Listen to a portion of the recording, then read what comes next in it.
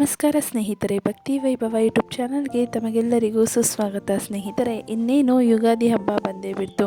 ಯುಗಾದಿ ಅಮಾವಾಸ್ಯೆ, ಹಾಗೆ ಯುಗಾದಿ ಹಬ್ಬ ಯಾವ ದಿನದಂದು ಬಂದಿದೆ, ಹಾಗೆ ಮುಹೂರ್ತ ಯಾವುದು, ಎಲ್ಲವನ್ನು ಸಂಪೂರ್ಣ ಅಂದರೆ ಹಬ್ಬದ ಆಚರಣೆಗೆ ಯಾವ ಮುಹೂರ್ತವನ್ನು ನಾವು ನೋಡ್ಕೋಬೇಕು, ಹಾಗೆ ಅಮಾವಾಸ್ಯೆಯ ದಿನ ಯಾವುದು ಅಂತ ವಿಡಿಯೋ ಮೂಲಕ ತಿಳ್ಕೊಳ್ಳೋಣ. ಸಂಪೂರ್ಣ ಮಾಹಿತಿ ವಿಡಿಯೋದಲ್ಲಿ ಸಿಗುತ್ತೆ.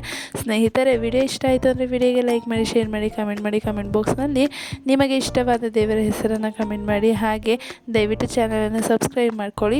ಸ್ನೇಹಿತರೆ, 2026ರ ಯುಗಾದಿ ಹಬ್ಬವು ಮಾರ್ಚ್ 19ರಂದು ಅಮಾವಾಸ್ಯೆಯೊಂದಿಗೆ ಬಂದಿದೆ. ಹೌದು ಸ್ನೇಹಿತರೆ, 19ನೇ ತಾರೀಕು ಯುಗಾದಿ ಹಬ್ಬ ಹಾಗೆ ಅಮಾವಾಸ್ಯೆ ಎರಡೂ ಕೂಡ ಒಂದೇ ದಿನ ಬಂದಿದೆ ಅಂತಲೇ ಹೇಳ್ಬೋದು. ಮುಂಚೆ ಎಲ್ಲ ಮೊದಲು ಅಮಾವಾಸ್ಯೆ ಬಂದು ನಂತರ ಯುಗಾದಿ ಹಬ್ಬ ಬರ್ತಾಯಿತ್ತು. ಆದರೆ ಈಗ ಮಾರ್ಚ್ 19ರಂದು ಅಮಾವಾಸ್ಯೆ ಜೊತೆಗೇನೆ ಯುಗಾದಿ ಹಬ್ಬ ಬಂದಿದೆ ಅಂತಲೇ ಹೇಳ್ಬೋದು. ಈ ಅಪರೂಪದ ದಿನದಂದು ಸೂರ್ಯೋದಯದ ತಿಥಿಯು ಆಧಾರದ ಮೇಲೆ ಆಚರಣೆಗಳನ್ನು ವಿಂಗಡಿಸಲಾಗಿದೆ. ಪಿತೃ ಕಾರ್ಯಗಳನ್ನು ಬೆಳಗ್ಗೆ ಮುಗಿಸಿ ನಂತರ ಯುಗಾದಿ ಸಂಭ್ರಮವನ್ನು ಆಚರಿಸಬೇಕು ಅಂತಲೇ ಹೇಳ್ತಾ ಇದ್ದಾರೆ.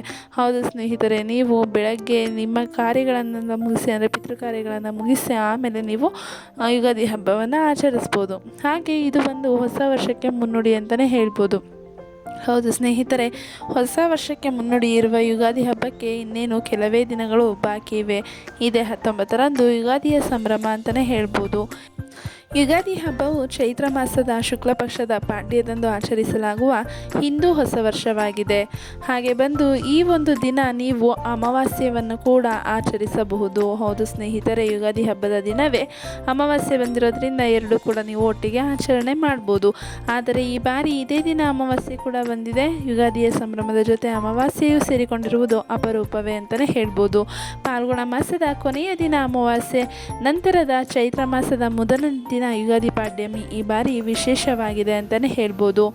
ಹಾಗೆ ಎರಡು ಒಟ್ಟಿಗೆ ಆಚರಣೆಯನ್ನು ಕೂಡ ನೀವು ಮಾಡ್ಬೋದು. ಹೀಗೆ ಎರಡೂ ಒಟ್ಟಿಗೆ ಬಂದರೆ ಸಾಮಾನ್ಯವಾಗಿ ಅಮಾವಾಸ್ಯೆಯೆಂದು ಪಿತೃತರ್ಪಣ ನೀಡಿ ಮರುದಿನ ಪಾಡ್ಯಮಿ ಎಂದು ಬೇವು ಬೆಲ್ಲ ಸೇವಿಸಿ ಹೊಸ ವರ್ಷವನ್ನು ಆಚರಿಸಲಾಗುತ್ತದೆ.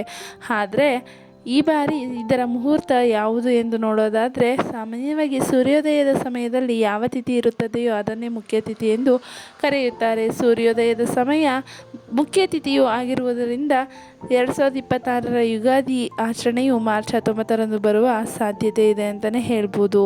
ಹಾಗೆ ಯಾವುದಕ್ಕೆ ಯಾವುದು ಮುಹೂರ್ತ ಅಂತ ನೋಡೋದಾದರೆ, ಇದೇ ಕಾರಣಕ್ಕೆ ಮಾರ್ಚ್ 18ನೇ ಸಂಜೆಯಿಂದ ಮತ್ತು 19ನೇ ತಾರೀಕಿನ ಬೆಳಗ್ಗೆ 6:30ರ ಒಳಗೆ ಅಮಾವಾಸ್ಯೆಯ ಪಿತೃ ಕಾರ್ಯಗಳನ್ನೆಲ್ಲ ಮುಗಿಸಿಕೊಳ್ಳಬೇಕು. 6:54ರ ಬಳಿಕ ಸಂಪೂರ್ಣವಾಗಿ ಯುಗಾದಿ ಹಬ್ಬದ ಆಚರಣೆ, ಪೂಜೆ, ಪಂಚಾಂಗ ಶ್ರವಣ ಎಲ್ಲವನ್ನು ನೀವು ಮಾಡಬಹುದು. ಹಾಗೆ ದಾನ ಧರ್ಮಕ್ಕೆ ಅಮಾವಾಸ್ಯೆ ಅನುಕೂಲ ಅಂತಲೇ ಹೇಳ್ಬೋದು. ಯುಗಾದಿ ಹಬ್ಬದ ಹಿಂದಿನ ದಿನವು ಅಮಾವಾಸ್ಯವಾಗಿರೋದ್ರಿಂದ ಈ ದಿನದಂದು ಹೆಚ್ಚಿನ ದಾನ ಧರ್ಮ, ಪಿಂಡದಾನ ಮತ್ತು ತರ್ಪಣ ಕಾರ್ಯಗಳನ್ನು ಮಾಡಲಾಗುತ್ತದೆ. ನಂತರ ಮರುದಿನ ಯುಗಾದಿ ಆಚರಣೆಗಳನ್ನು ನಡೆಸಲಾಗುತ್ತದೆ ಅಂತಲೇ ಹೇಳ್ಬೋದು. ನೋಡಿದ್ರಲ್ಲ ಸ್ನೇಹಿತರೆ, ಯುಗಾದಿ ಹಬ್ಬವನ್ನು ನೀವು ಹೇಗೆ ಮಾಡಬೇಕು, ಪಿತೃತರ್ಪಣವನ್ನು ನೀವು ಹೇಗೆ ಬಿಡಬೇಕು, ಹಾಗೆಯೇ ಅಮಾವಾಸ್ಯೆಯ ದಿನದಂದು ನೀವು ಹೇಗೆ ಮಾಡಬೇಕು ಹಬ್ಬವನ್ನು ಅನ್ನೋದನ್ನೆಲ್ಲ ತಿಳ್ಕೊಂಡ್ರಿ. ಹಾಗೆ ಮುಂದಿನ ವಿಡಿಯೋದಲ್ಲಿ ಯುಗಾದಿ ಹಬ್ಬವನ್ನು ಹೇಗೆ ಆಚರಣೆ ಮಾಡಬೇಕು ಅನ್ನೋದನ್ನು ತಿಳಿಸ್ಕೊಡ್ತೀನಿ ಸ್ನೇಹಿತರೆ.